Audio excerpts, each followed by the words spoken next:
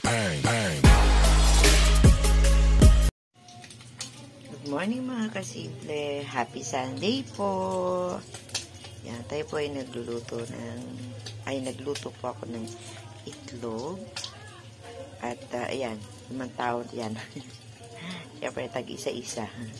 At siyempre, nagluto po tayo ng tinapa. Yan. Yan po, almusal natin. Kasi po ay sarap pag heavy breakfast ang almusal sa umaga. Lalo na ngayon, Sunday. Kailangan po natin pabigat-bigat para di tayo lutungin. Kumusta na po ang inyong mga linggo? Ay, ang inyong pagising.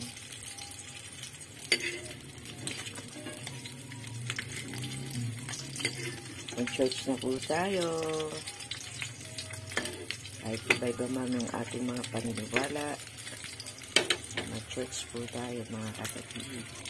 At huwag natin kalimutan ang gawain ni Lord paglinggo. Mamayang hapon pa kami ay online. At wala pa sa Batangas. Kasi di lang makapunta doon dahil meron pong estudyante at mahirap po magbiyahe. Yan.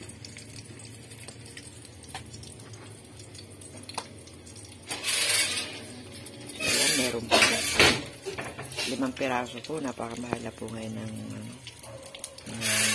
tinapa.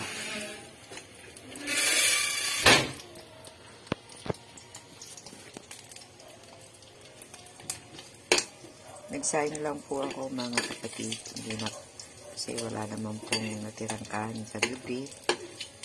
Kaya nagsaing na lang.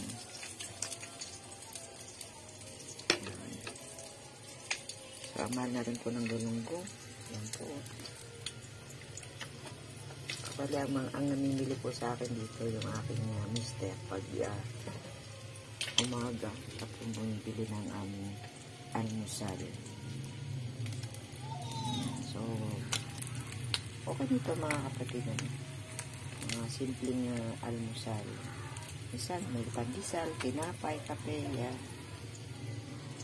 Yan po yung madalas din ihain sa ating hapagkainan. So, yan mga kasimple, no? Si Babes Love, pag umaga, busy na. At marami rin trabaho. Yan. Daming labahin.